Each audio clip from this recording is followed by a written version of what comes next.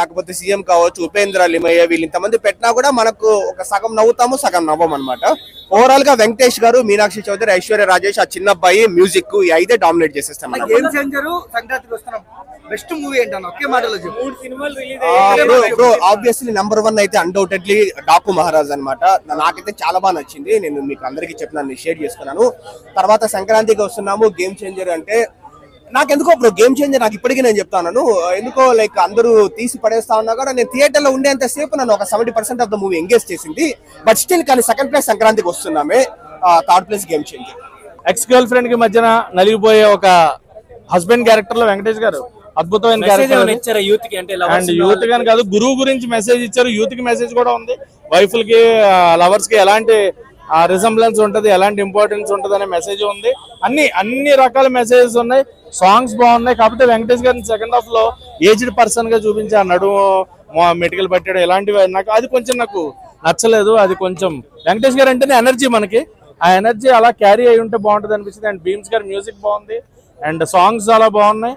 కొంచెం ఆ first half lag, second half style of taking Anil Ravipudi గారు కొంచెం ఎక్కడో ఆ మార్క్ లేదనిపించింది క్రింజ్ కామెడీ వల్ల. And rest of the film good. పండక్కి ఫ్యామిలీస్ అందరూ ఎంజాయ్ చేస్తే పండగ లాంటి సినిమా సంక్రాంతి. ఇప్పుడు 3 సినిమాలు చూసా కదా, గేమ్ చేంజర్ గానీ, డాకు మహారాజ్ గానీ, సంక్రాంతికి వస్తున్నాం గానీ. విన్నర్ ఎవరు భయ్యా? డాకు మహారాజ్ విన్నర్ అయితే అదే విన్నర్ డాకు. సెకండ్ సంక్రాంతికి వస్తున్నాం, third game changer. Okay, thank you. ఏమంటే మూవీ చూసాను, ఇప్పుడే మూవీ చూసా. సంక్రాంతికి వస్తున్నాము. చాలా చాలా చాలా మంచి కామెడీగా హ్యాపీగా నవ్వుకుంటూ ప్రతి ఒక్కళ్ళు బయటకు వచ్చారు. కానీ ఒకటేనండి, ఆడవాళ్ళందరూ కూడా ఇప్పుడు గ్రూపులు పెట్టారట. సినిమాకి మీ మొగుడు వెళ్తున్నాడా, సినిమాకి మీ మొగుడు వెళ్తున్నాడా, ముందే ఫోన్ చెక్ చేసుకో. శ్రీలీల బదులు సీనిగాడు, రాధిక బదులు రాహుల్ అని పెడతాడు, ముందే చెక్ చేసుకోండి అని చెప్పి ఆల్రెడీ గ్రూప్స్ మెసేజ్ అవుతున్నాయంట, స్ప్రెడ్ అవుతుందంటే చూసుకోండి రే కుర్రోళ్ళు. రేపొద్దున పెళ్లి అయినా, పెళ్లి కావాల్సిన, పెళ్లి అయిపోయినా ఈ సినిమాకి వెళ్ళేటప్పుడు మీ పిల్లలతో వెళ్ళారంటే మాత్రం మీకు చికెన్ 65 అయిపోద్దిరా బాబు. ఎందుకంటే ఈ సినిమాలే కాదు, నిజ జీవితంలో ప్రతి ఒక్కరికి కనెక్ట్ అవుతుంది. ఎందుకంటే వైఫ్ అండ్ హస్బెండ్ సినిమా చూస్తున్నప్పుడు ఒక్కసారి నెల చూసుకుంటారండి ఇద్దరు, ఒకరు ఇంటికి రా నీ సంగతి చెప్తానని ఏమైనా దండం పెడతారు వదిలేవని. ఒక చేస్తాడు, ఏం చేస్తాడంటే సినిమా హైదరాబాద్ లో అయితే ఓలా బుక్ చేసి ఇంటికి పంపించేస్తాడు. ఎందుకంటే మనోడు డైరెక్ట్ వైన్స్కి వెళ్ళిపోతాడు. ఎందుకంటే బలాన్ని టానిక్ వేసుకుంటాడు. ఒక మంచి అవుట్పుట్ ఇచ్చాడండి, కనెక్ట్ అయ్యే సినిమా. అలాగే ఒక చిన్న బుడ్డోడి క్యారెక్టర్ చాలా బాగుంది. సంక్రాంతికి వస్తున్నామంటే మొత్తం సంక్రాంతి కోసం చూపిస్తాడు అనుకున్నాం, కానీ ఒక ఎక్స్ గర్ల్ ఫ్రెండ్ మధ్యన, పెళ్ళైపోయిన భార్య మధ్యన నలిగిపోయే ఒక మగాడి జీవితాన్ని అనిల్ రావుపూడి గారు చూపించారు. రెండే ముక్కలో చెప్పేస్తున్నా. సినిమా చాలా బాగుంది. ఒక్కసారి మీరు ఫ్యామిలీతో వస్తే కనుక మధ్యలో పిల్లలు పెట్టి చూడండి. ఇద్దరు పక్కన చూడకుండా గోపులు వాసిపోతే ఉంటానండి. మరి ఓవరాల్ రేటింగ్, వెంకటేష్ గారి యాక్టింగ్ నిజంగా ఘర్షణలో మనం వెంకటేష్ గారి పోలీస్ ఆఫీసర్ క్యారెక్టర్ లో చూసాము. ఇందులో ఫస్ట్ హాఫ్ అంతా కూడా మధ్యలో మనకు ఆ లుక్స్ కనపడతాయి.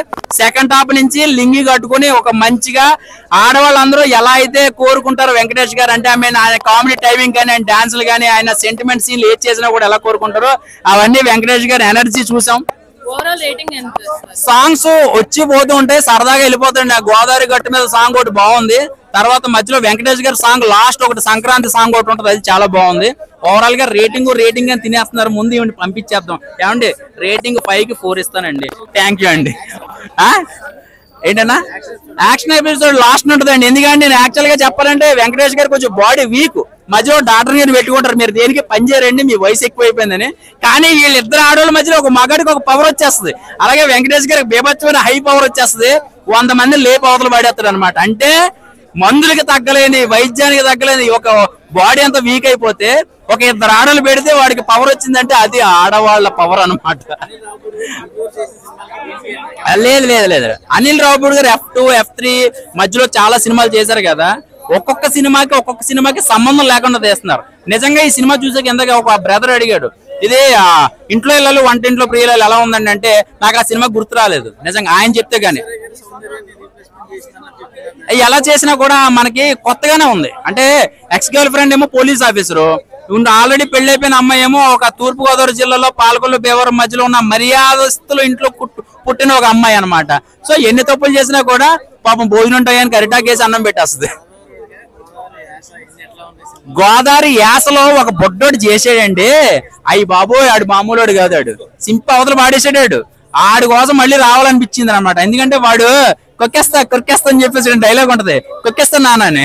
వాడు అంటే అక్కడ తూర్పుగోదావరి జిల్లాలో పిల్లలు ఏం చేస్తారంటే టైర్ ఆటలు, ఈ ఆటలు, ముంజిగా ఆటలు ఆడి మొత్తం ఆడింట్లో కన్నా బయట ప్రపంచంలో ఎక్కువ తిరుగుతుంటాడు కదా.